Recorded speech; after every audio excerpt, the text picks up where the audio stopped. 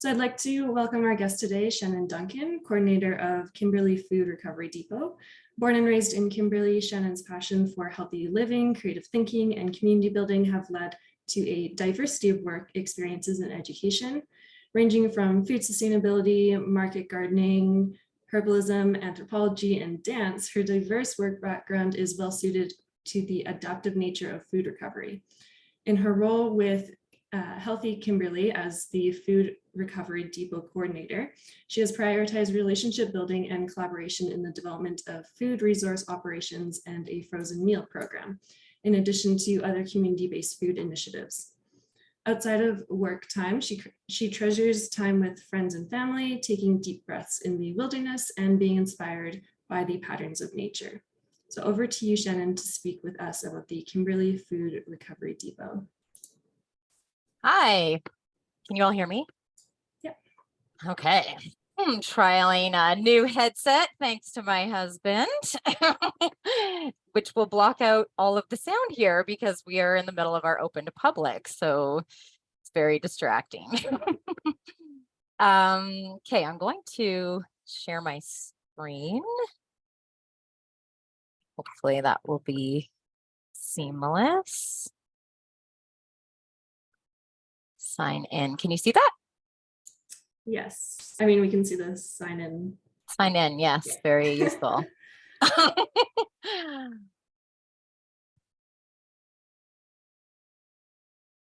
Okay.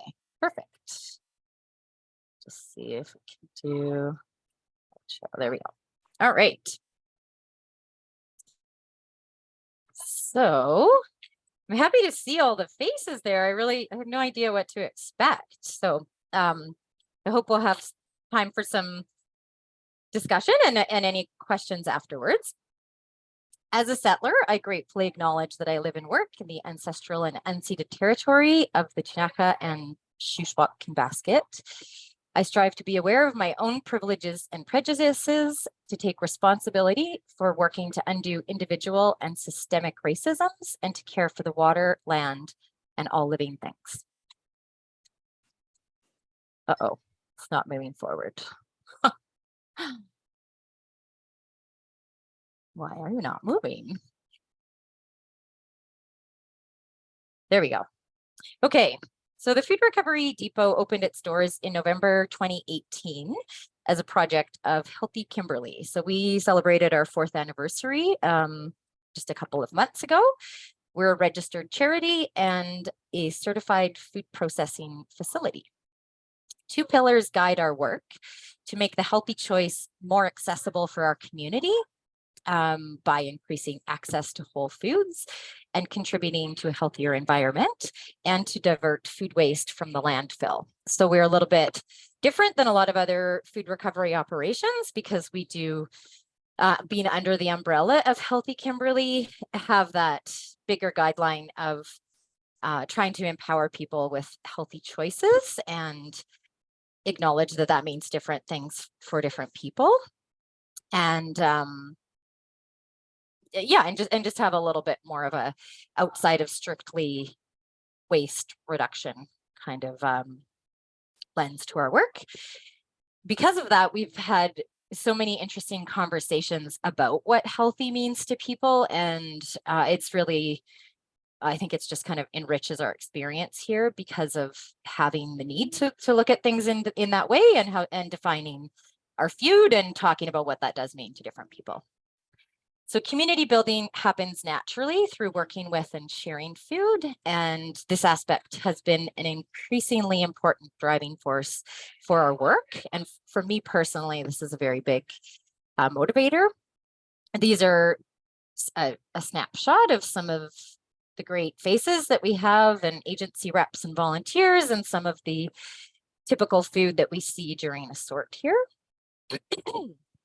Right now, we've just passed 315,000 pounds.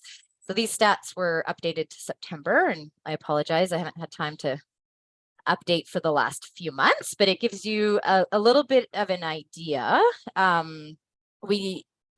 These numbers on the side are agencies, are partners in our partner organizations in our community who are serving vulnerable populations. And most often that is dealing with food insecurity and food security challenges.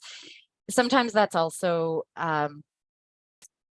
building connections and helping them to assess clients' needs in a better way as well. And so food is a really powerful connector in all sorts of ways. And many of our agencies, through the ability to access food free of cost from us, express how much better they're able to serve their clients because they're able to check in more frequently and in a different way. And again, food just kind of connects and opens people up and in a different way than just stopping by to check on health needs, for example. Some of the agencies that are in that category are the food bank. The food bank is the highest percentage of that number at over 36,000 pounds of that 99,000. All of the schools in Kimberley have accessed food from us or meals at some point, and Selkirk in particular comes up here, which is a high school in town, for those that don't know, come up 4 to 5 times a week to access food. The Early Learning Center, pregnancy outreach programs, senior outreach programs, the school out at Uckham, home support nursing, Garden View, subsidized residents, interior health, life skill workers and social workers, and Summit Community Services, Wildside Apple Capture, we have a relationship with that I'll bring up later as well. Open to public is our once a week Friday that's going on right now that I just mentioned. And so we have agency primary access through the week, and the end of each week, we offer up the excess and anyone can come to that between 12 and 1 on Fridays. So in that way, we have a full cycle through of food each week, and we're trying to direct it primarily to agencies that are serving the vulnerable populations and addressing food security first, but making sure that none of the food is going to the landfill at the same time. So generally in 1 week, we kind of have a full cycle through of food. We're right now averaging about 10,000 pounds of recovered food per month. And an average of this total amount of the 315,000 pounds, 85% of that was deemed safe for human consumption and distributed via these channels. 15% of that was deemed inedible and mostly goes to local farms. You see that number on the bottom. And almost no food, actually no food now is going to the garbage. The only reason there's a little number there is in first starting up and making connections with the right farms to deal with things like dairy and meats. The bread to sanitizer at the bottom there was an example of how we just reach out and try to be creative with what we have in all sorts of different ways. And this was a collaboration between Cranbrook Food Recovery and Bohemian Spirits a couple of years ago, when we successfully transformed 2,000 pounds of bread to 600 pounds of ethanol, which we then used to make hand sanitizer. With Cranbrook, they actually continued to experiment with Wade because they had a whole bunch of extra bread, and they actually successfully made a batch of vodka as well. Haven't gotten permission from Healthy Kimberley to go that route. And we've also experienced a real reduction in bread, which is an interesting trend because we were really, like, we literally had so much that our farms couldn't even handle it. And we had enough to contribute 500 pounds to this sanitizer experiment, which really was like due to needing to find different ways to not have it put in the garbage. And in the last 8 or 9 months, we've noticed a massive reduction that does seem to be across the board. Same thing in Cranbrook, where we're not seeing that same excess of food. So I think there's a number of different trends involved with costs of materials and labor and staff shortages that are contributing to that. But it's interesting because it's the first time we've ever seen that in the bread department. And then the one other, or two other, sorry, categories here are volunteers and doorstep delivery. The doorstep delivery number is quite high because through COVID, we did do a lot of different adaptations. And for 2 years, we were doing a regular 2 days a week doorstep delivery. And for a good 3 or 4 months, we were entirely doorstep delivery.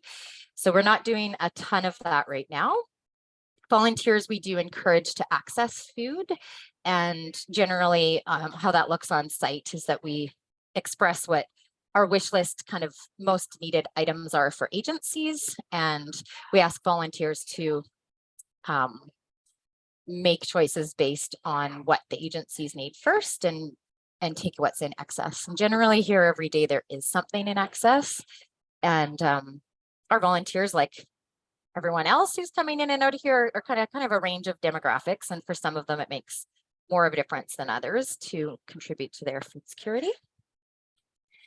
So in an emissions translation, if anyone on the call wants to correct me, then please do. I hope this calculation is correct, because up till now, and really largely because of what COVID has done, COVID has really evolved our operations much faster than if the pandemic hadn't happened. And it forced us a lens for me in leading this operation to have a social service lens and really be focused on the issue of food security and have a lot less focus on the waste reduction piece. Although that's happening, we've just needed to be in that acute response and crisis response mode. So it's really great to be kind of broadening our vision more now that we're settled down in the last while, to be able to incorporate more of the climate change impact of what we're doing. So if the total amount we're at right now, 315,000 pounds of food waste, equals 750,000 pounds of carbon dioxide reductions. So if that's the equivalent of 39 cars driving on the road for 1 year, which is quite a large amount. And we're definitely contributing a fair bit in that way, since most of the food that we do get in here would be rotting in the landfill if we didn't get it. And at the same time, it's feeding our community, because a lot of what we get is really surprisingly not rotting food. Like I'd say the majority of it is just as good or even better than what you see on the shelves. And a lot of that has to do with the size of our food systems and the way that food has to move such massive distances and huge distribution centers that are running very large companies that are national and multinational. And so there's only so much that they can cater to local needs. And so even the local stores here, it's been really eye-opening for me in our interactions to realize how little control they actually have of the volumes coming in here, because they're all coming from distribution centers in Vancouver and Calgary, and they're serving all these stores in all these different towns. And they're working on percentages, and they're always just having to order a certain percentage over what they actually want, and they get a very small percentage of what they order. So it's tricky. There's a few factors there that definitely aren't really any one entity's fault, but it's great we're here to do something with it. So our donors, we pick up 5 days a week from the Save On in Kimberley, and we go down to Cranbrook Superstore 1 day a week. So the other 6 days in Superstore, Cranbrook agencies are picking up from them, and they just had 1 day that wasn't taken, so they reached out to us. We also have a couple small businesses that we usually have a weekly recovery: Bread and Butter Bakery and Burrito Grill. We recover a byproduct of their cooking, which is chicken and beef stock, and occasionally pork. And then we have will call relationships with a bunch of other small businesses and restaurants in town, and including Stoke Market, Shoppers Drug Mart, a bunch of the different restaurants. And we do have connections with some bigger restaurant supply entities, and a lot of those connections were also made due to COVID as well. And we haven't seen a lot of recovery coming from those areas since those crisis moments of when we were all kind of in lockdown and figuring things out. But there are there are some potentials to build those relationships. So I'm hoping things like Cisco, when there's a problem on the unloading a shipment off the truck, there are often items there that we could do something with, but we haven't quite figured out that routine yet.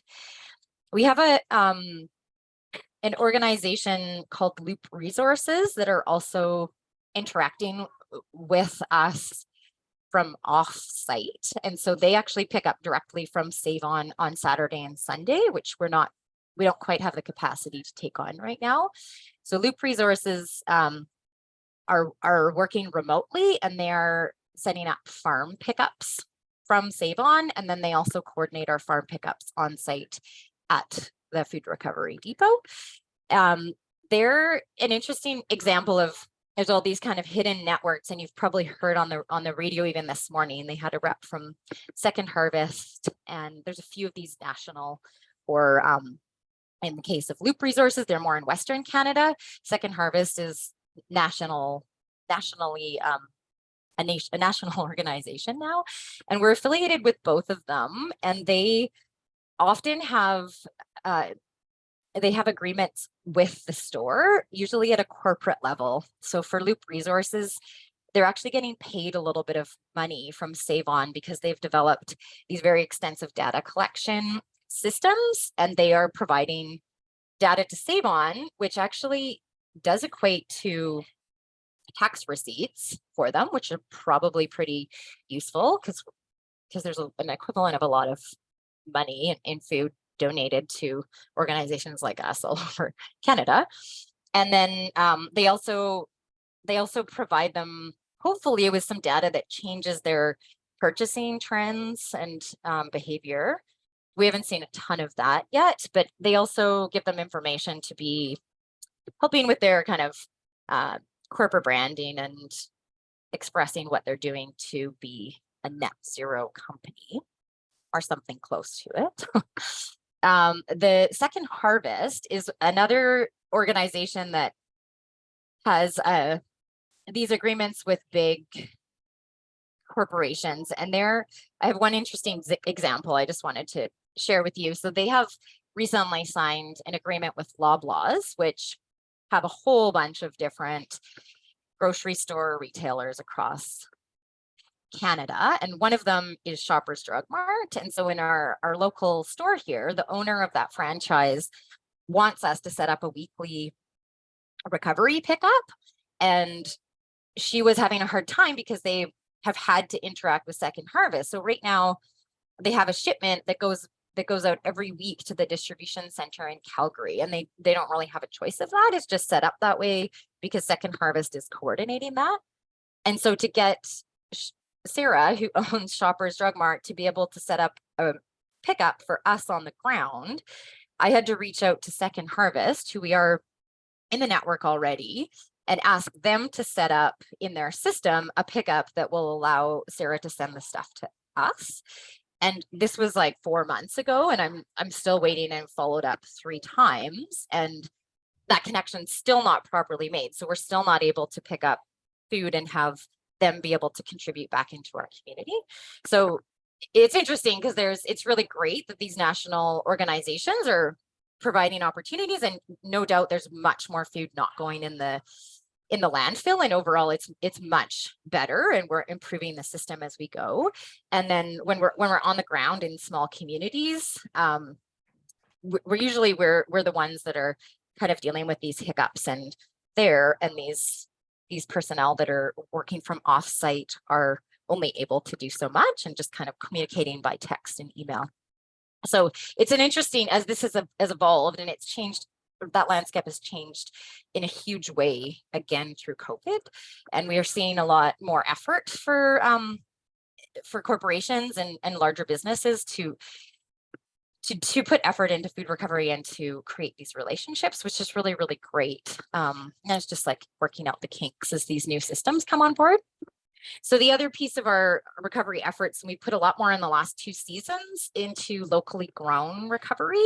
And we have partnerships with Kimberley Edible Gardens and Greenhouse, and Kimberley Wildsite Kimberley Cranbrook Backyard Gardens and Community Garden programs, as well as their apple capture program. And this year we actually surpassed 10,000 pounds of locally grown produce between those arrangements, and farm recoveries and backyard gardeners, which is, I'm still surprised that we have recovered that much. With both the community gardens, these organizations have commitments where they donate a third of what they grow, which is amazing. And we distribute those to our partner agencies, and we also process a lot of that for our meal program.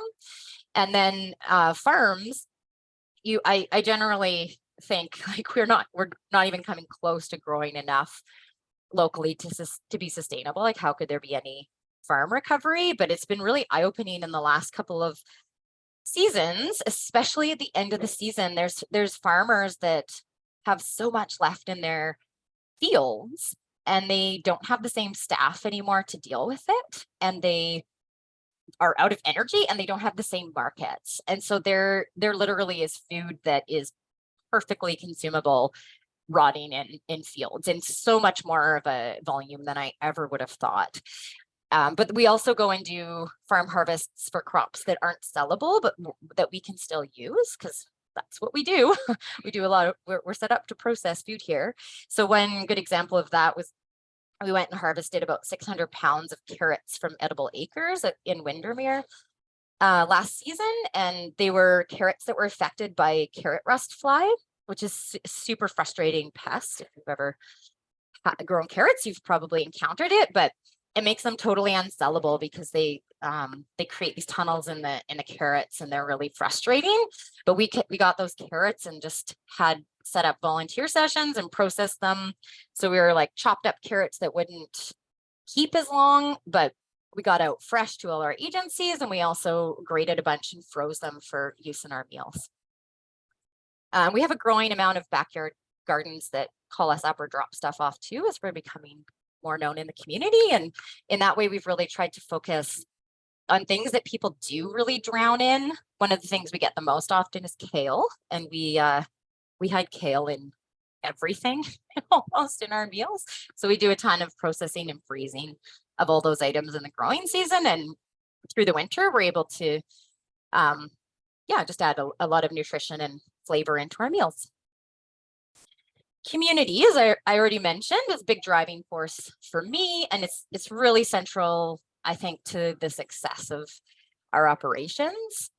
Right now, we're averaging between 275 and 300 volunteer hours a month to run our food recovery and our meal programs. And generally, our online schedule is like it fills up pretty quick. We always have people coming and going, and we have some people who are regulars that come once or more than once a week, and then we have people that just drop in when they can. But I'm absolutely honored to have such an amazing crew of people who are inspired to dedicate their time, which is our most valuable resource. And I honestly, when I came into this position, was one of the pieces I was the most worried about, because you hear everywhere that it's impossible to find volunteers, and it's like volunteerism is dying. And I found the opposite here. There's just something that I think the combination of tangible work to be done and motivation of interests of foodies and people who want to deal with food, and people that are motivated from a more environmental standpoint or a more social services standpoint. It hits a lot of people's happy place of being a pretty easy place to come. And we really try hard to be a nice place to be, welcoming. And it's important that our volunteers are happy here. We couldn't do anything without them, and they truly are the heart and soul of this operation. So as our activities increase, our volunteer time definitely does too. We have growing social media community platforms that we try to put useful information and food literacy tips and tricks, as well as the basic info of what we're doing. At the board level, I have a subcommittee that meets once a month that helps to sort out challenges and decide the direction that we're going in. We also have a volunteer advisory committee that went dormant over COVID, and we've just managed to fire that back up. But that's a really great opportunity for people that want to engage at a little bit of a higher level. and take on leadership and give input in a different way. We have two contractors, myself and another, to run kind of our basic operations. And those are both part-time positions. I'm not full-time, although it does feel like it some weeks. We've really built everything on partnering and collaborating as much as we possibly can. And I think that's just the way that we build a stronger community and become more resilient in terms of being ready for climate change and any other kinds of challenges that are coming up, and also just enriching our lives in general. And when there's no challenges, everyone's better when we're working together.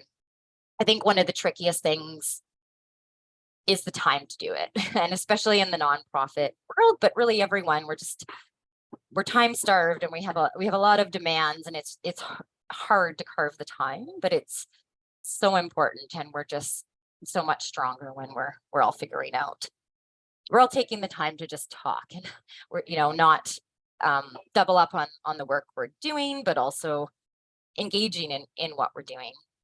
So some of the examples here are the free food guide that we produced with the Kimberley Food Bank last year, which is something that they've had for years in Cranbrook, and we didn't really have just a little guide that has all the ways you can access food in Kimberley. It's less visible than in Cranbrook, so we pulled that together last year. We've had the Wild Site Youth Climate crew come and join us for the last couple of seasons, and looking forward to having them interact hopefully even more next year. And that's been really great to have their input and their perspective on things.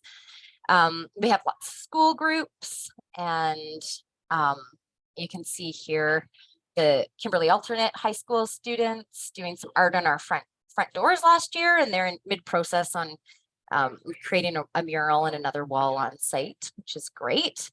The Girl Guides here have also done our on-site art, and we often get school groups to do things like decorate paper bags that we package our muffins in, and there's all sorts of ways to engage here, and we try to say yes as much as possible when people reach out.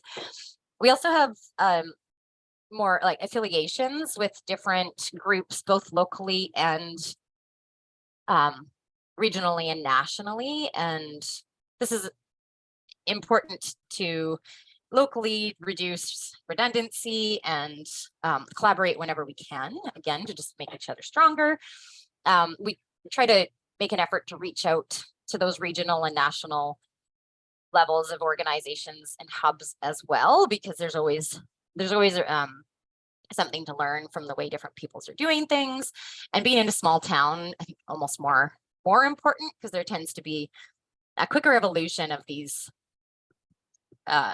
ideas and innovations in urban centers. So it's really useful to tap into some of those things and try to bring as much as we can into what we're doing here locally.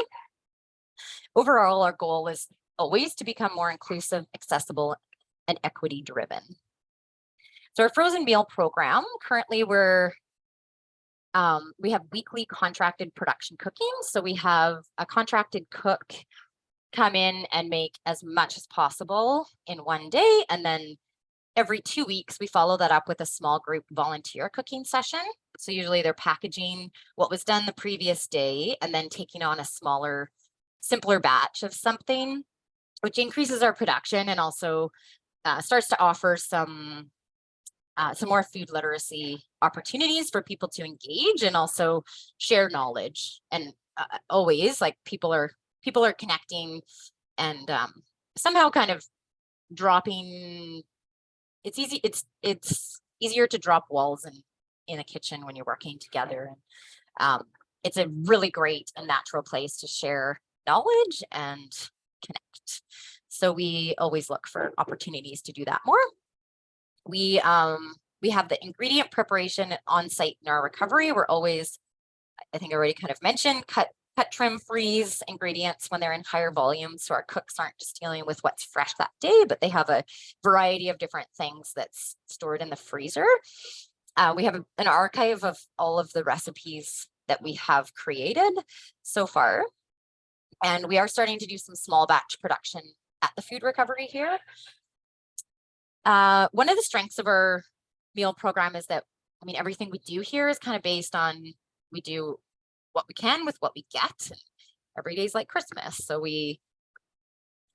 we're always adapting to what the current day looks like. And so for agency needs, because we're cooking regularly, and we're also talking to all of our agency reps as they're coming in so regularly, we're really connected to what their changing needs are in terms of particular types of meals or sizes. And we adapt what we're making according to those current needs in the moment. One of the examples is home support nurses requesting like a high protein smoothie drink for some of their elders that were still in their home but not able to eat much and really needing to get that protein in, and looking for an alternative to some of those products like Ensure and Boost. And so we try to have a supply of high protein smoothies always in our freezer. And whenever we can, I always add extra budget for purchased food so that we can support the locally grown food. And it's a great combination with the recovered food. So here's a pretty picture of some of the variety of things that we have made. Again, COVID kind of hit and really changed the evolution of this program. It was a seed idea, and I had actually written an initial grant to start a bit of a frozen meal a meal program running in conjunction with the food recovery, because it just makes so much sense to use food quickly and to create a value-added product that's not as likely to be stigmatized, even though we don't experience a lot of that. But if we can control the food by professionals and create something even more useful for people, it's a really great combo with the food recovery. And so we had started that idea. It was the entire first idea was based on bringing seniors and youth together in the kitchen, creating a meal, eating together, and then packaging up any excess for the food bank. And then COVID hit, and that everything about that was completely not allowed and inappropriate. And so it turned into a production cooking model. And it's great that it did, because we're able to produce so much and feed so many different people.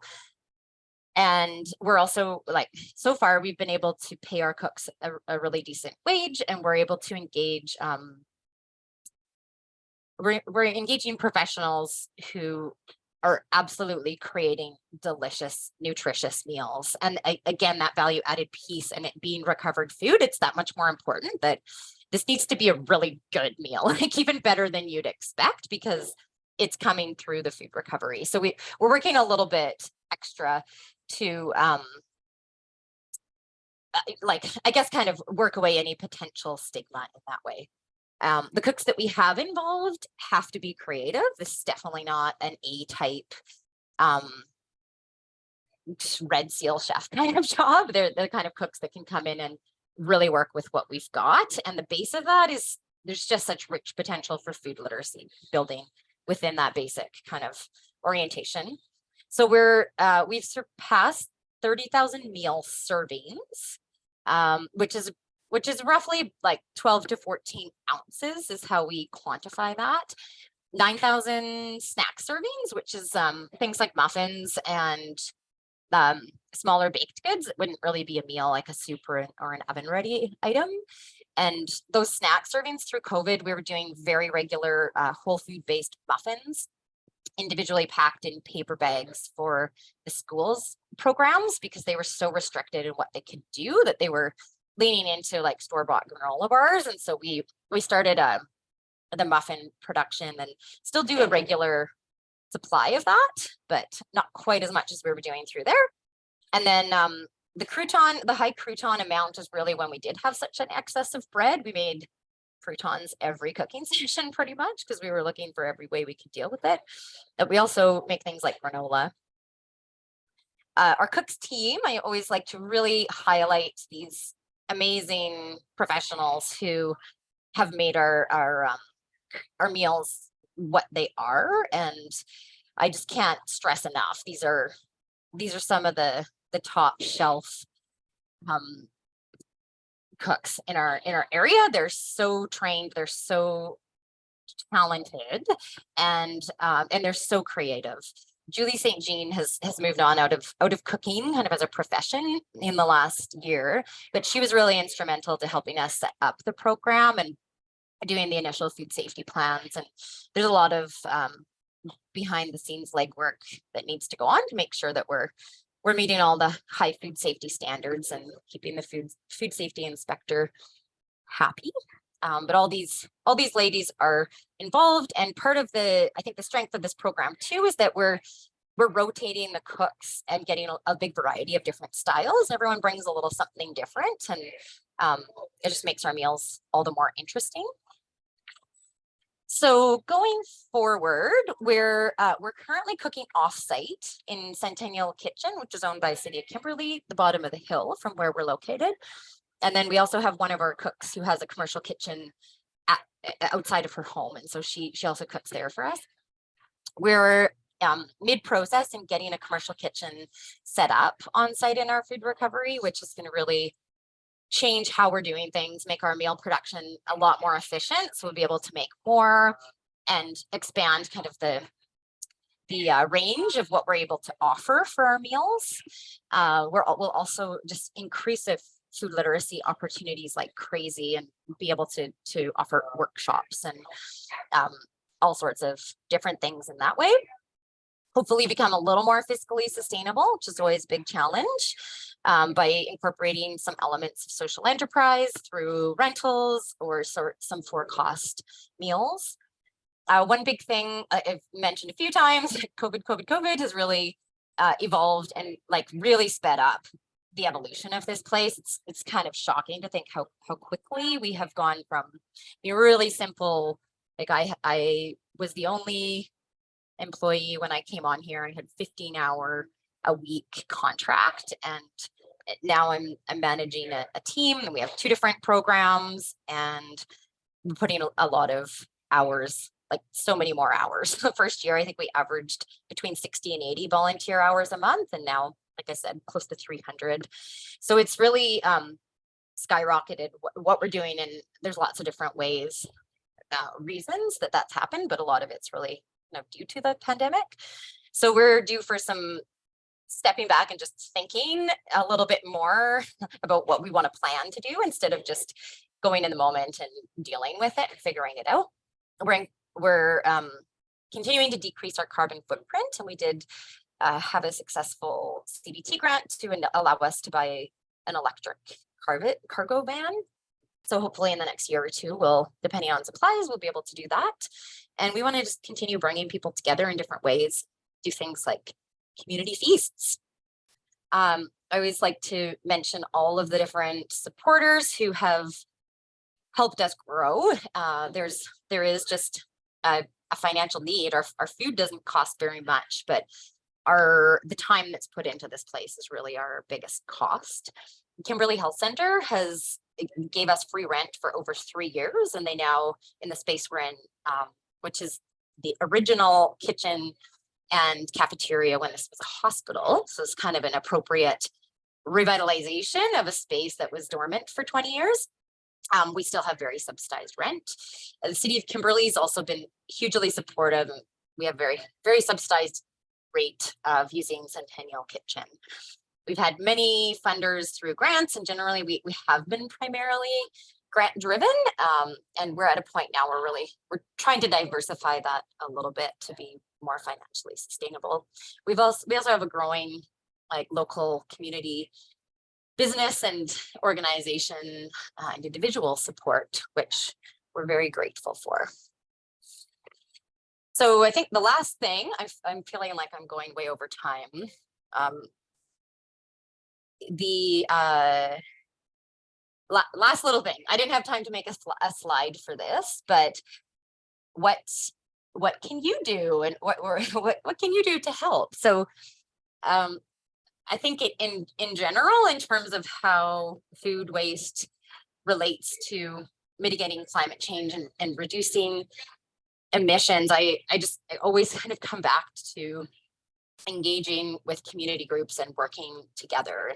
If it's, if it's specifically with us, the Food Recovery Depot, we always have lots of opportunities for volunteering and learning more about what we do. We always welcome people to come and check it out. Absolutely.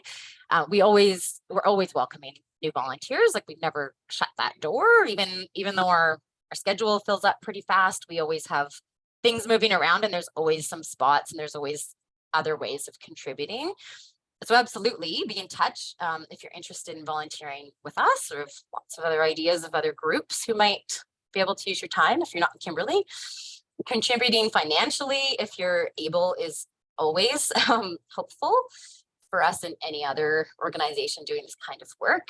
But also networking amongst community groups, I think, is just so super important. And carving that time, like I said, if we can help each other to collaborate on projects so that we're not taking it on all on our own, where it takes more time to carve the time to talk about that, but in the long run, so much more efficient and taking less time for everyone, and being able to create a more resilient community through those relationships when opportunities or challenges come up, to tackle them together or collaborate on funding opportunities or resources. Like, we're really expanding our food storage and production facilities up here, and we totally want to figure out how we can collaborate with other organizations who need those things. Like, part of my goal in looking for that money to build that stuff is like looking at what are, building our community resiliency in that way.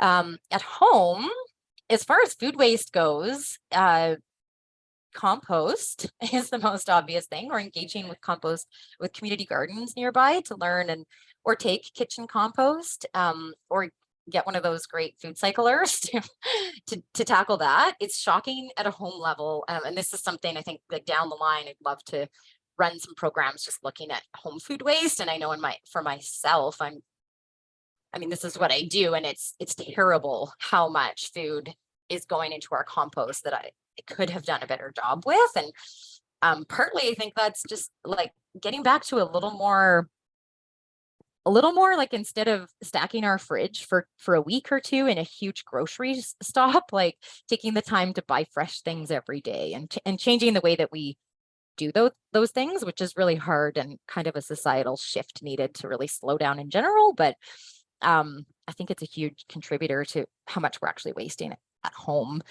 And food literacy skills. I like, there's a lot of just food storage tips and tricks that we try to share with people all the time here that really cut down on what you're wasting at home, and then also really helping contribute to your improving your food budget as well. So I think that's it.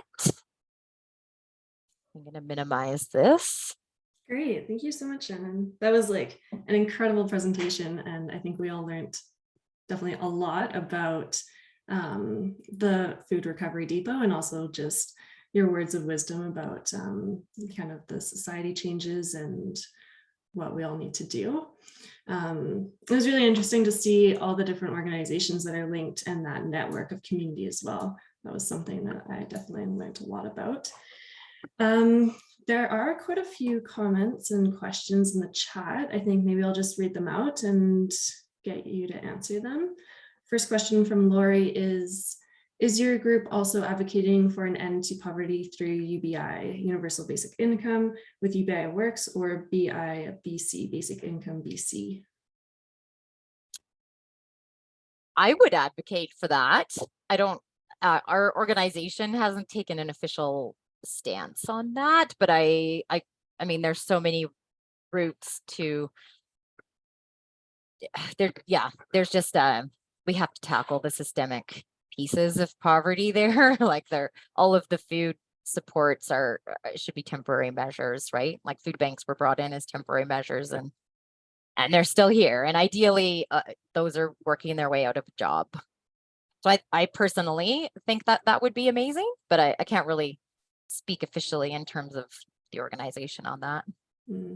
Lori, maybe you need to reach out and make it happen.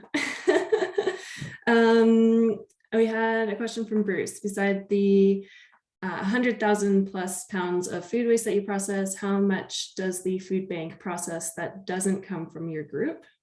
And then additionally, how many pounds of food roughly through the recovery and donation would be required to consider Kimberley food secure? How much does the food bank process? I'm not sure what you mean. Like, how much do they give out? Or maybe, yeah, how much? So yeah, how much of the food bank, how many pounds, or how, like maybe a percentage of the food bank that doesn't come from your group?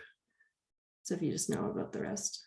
so the local food bank here doesn't do much for its own food recovery. They do a lot more purchasing of food, and I'm kind of stretching my memory, so I don't know how much I want to say an exact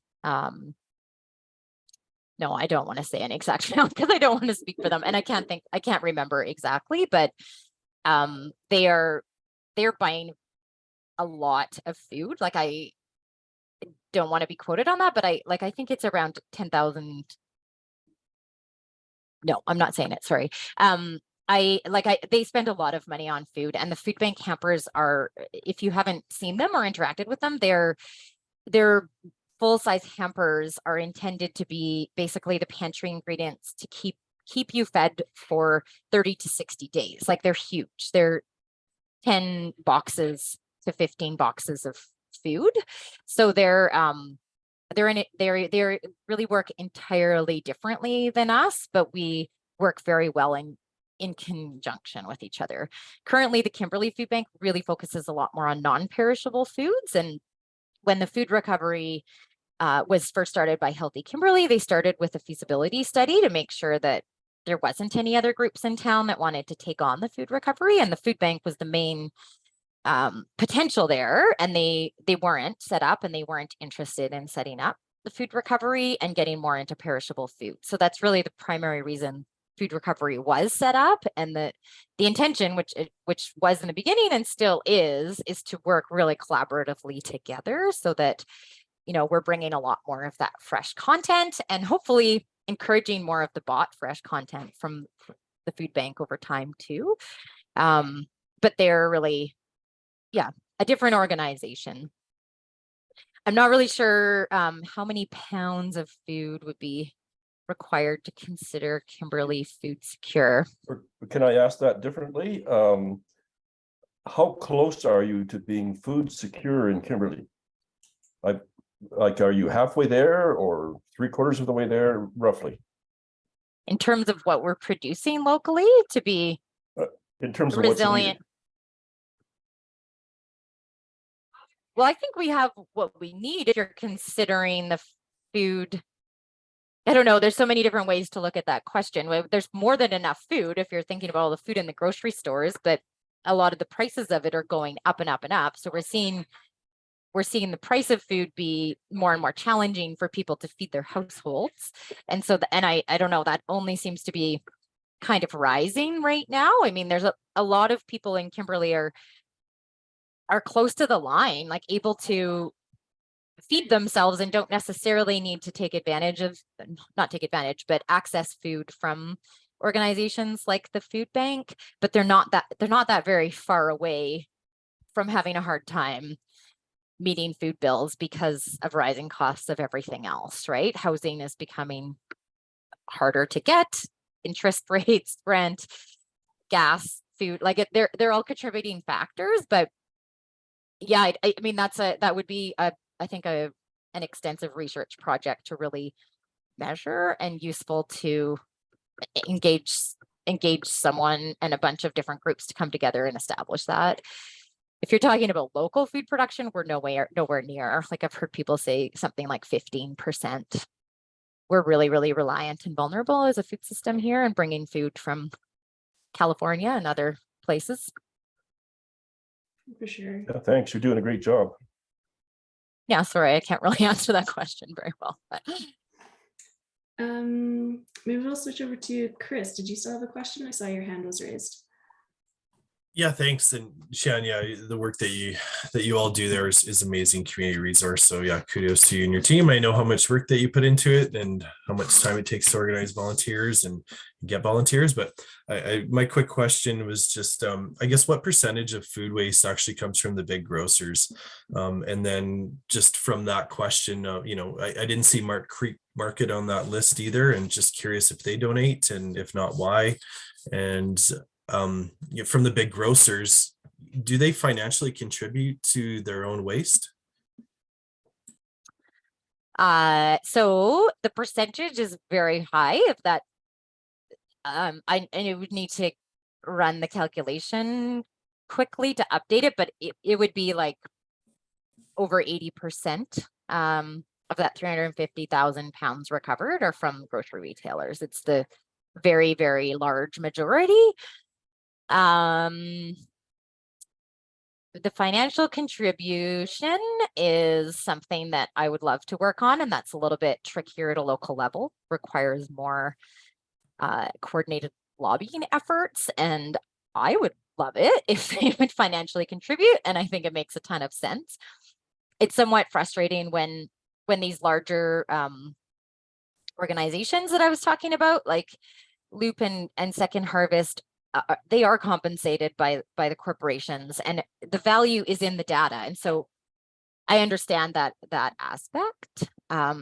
There are moments on a daily basis where that dynamic is a little bit frustrating, because it tends to make more hiccups for us on the ground, even if in a larger sense, there's less food going to the landfill and they're kind of picking up the gaps that we can't do, like the weekends and save on for now, for example. But there's like so countless hours of challenges that we've had to work through that end up coming to us because we're the ones with the personal relationships and we're the ones that are dealing with it. Yeah, I know With we've the talked store. about that quite a bit, and it's just like curious what that relationship is like with Save-On, and if they've been up to the depot, if they toured it, and if they actually understand like how much work you guys do. Anyways, I'll leave it there. I know we're running out of time.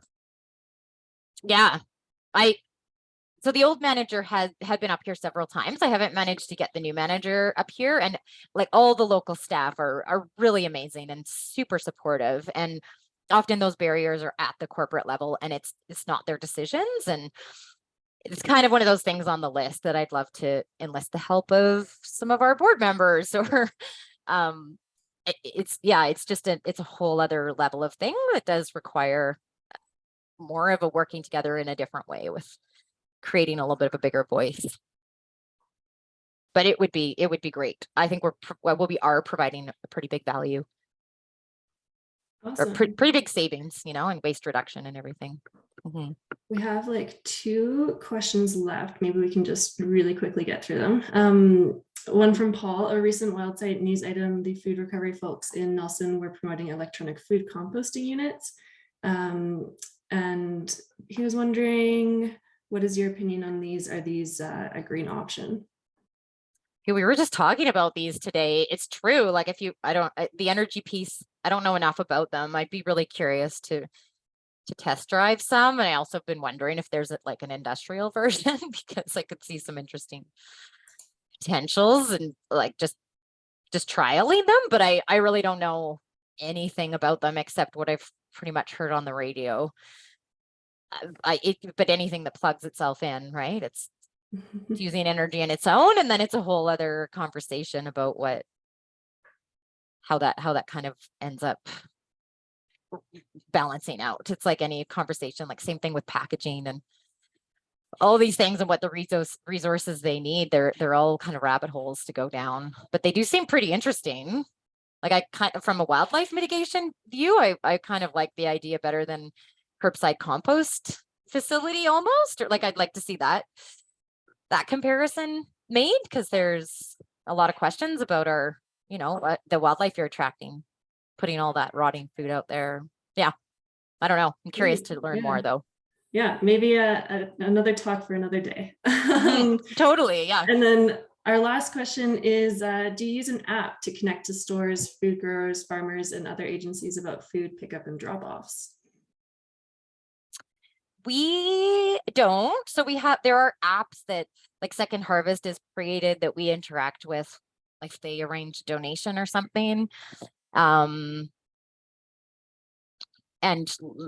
no, we don't use apps, but we do track all of our data, and Loop kind of tacks in our data and ends up funneling that to Save On because we are working with them. Awesome. Yeah, there's just a lot of comments in the chat saying what a wonderful job you're doing and what a great presentation, and we're really excited to learn about it. Let me just do a little bit of a wrap up and then I can let everyone go, or we can chat for a little bit longer. But yeah, so again, thank you so much, Shannon, for your presentation. And our next Climate Friday talk is with the Strawberry Fields Greens on February 24th. Strawberry Fields Greens is a year-round vertical hydroponic farm using state-of-the-art technology in the East Kootenays to produce greens and more. And if you have another topic to raise or would like to suggest a speaker, please email ekclimatehub@gmail.com. Talks are nonpartisan, constructive, and inclusive. And please let us know if you'd like to be on the distribution list by joining EK Climate Hub at the East Kootenay climatehub.ca, or you can find us on Facebook as well. Yeah. Awesome. Thanks so much for having me. Yes, thank you. Thanks, Shannon. Well done. Yeah, Thank you. thank you so much. Really appreciate your time. Yeah, you bet. And definitely if anyone's interested, absolutely welcome you reaching out and coming in person anytime. Shannon, That's- before yeah. you jump off, can you just tell us when is the public welcome? I think it's Fridays at like right now, right? Is the time Yep. when people are there. And that's kind of the time when the public can come in, right? Unless people are volunteering, then they would have a schedule to come. Yeah, or if you're coming to tour, a time other than open to public would be better to arrange because it's a little less distracting. But yeah, open to public is 12 to 1, and that's when we welcome everyone from the community to come, and the excess perishable food from the week is all offered up, and it's always a different quantity and variety of things. And we do lottery entry, so it's very much welcoming everyone for all sorts of reasons to come up.